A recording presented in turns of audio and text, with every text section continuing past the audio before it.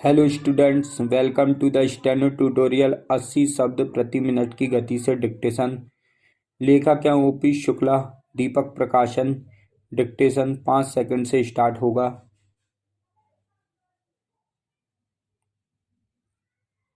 Yes, start.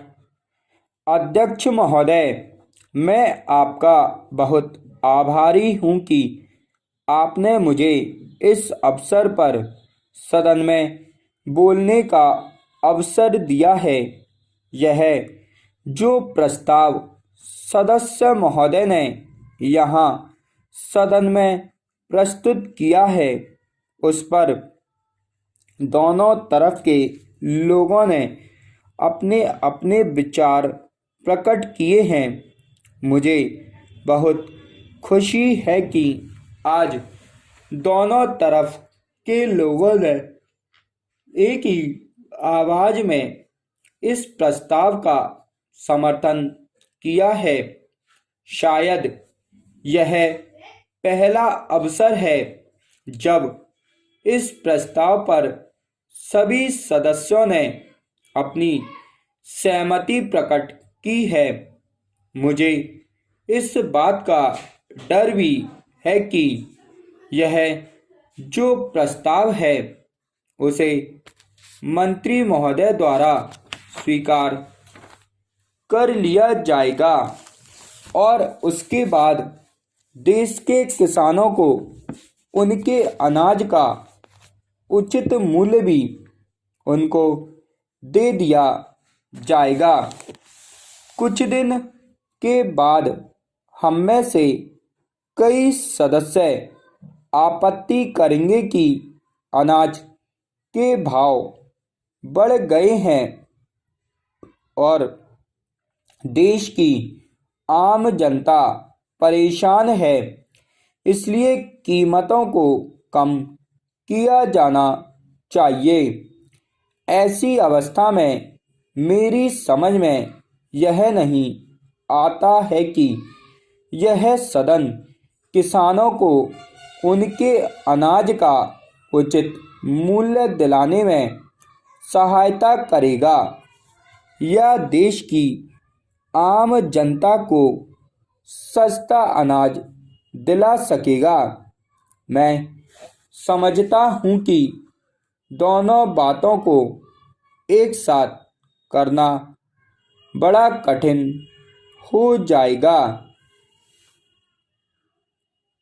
अध्यक्ष महोदय, यह हमारे देश का सौभाग्य है कि यहाँ पर खेती में काम करने वालों की संख्या बहुत अधिक है।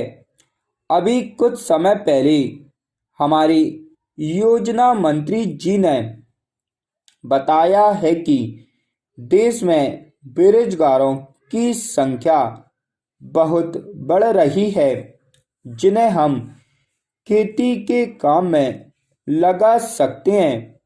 हमें ऐसा कोई काम नहीं करना चाहिए जिससे बेरोजगार लोग खेती के काम को छोड़कर शहरों की तरफ आना शुरू कर दें। मंत्री महोदय का कहने का अर्थ यह है कि हमें खेती में काम करने वाले किसानों को अधिक से अधिक सुविधाएं देनी होंगी, जिससे वे अच्छी तरह से अपने परिवार का पालन कर सकें और अपने बच्चों को भी पढ़ा सकें। एक समय था जब इस देश का किसान कर्ज में पैदा होता था, कर्ज में बड़ा होता था और कर्ज में ही मर जाता था। आज स्थिति वह नहीं रही। इसी तरह से यदि हमारी सरकार किसानों की भलाई के लिए कार्य करती रही तो किसानों को भी पूरा विश्वास हो जाएगा कि सरकार उनका हित चाहती है और उन्हें पूरा सहयोग देकर खेती की पैदावार को बढ़ाना चाहती है। स्टॉप।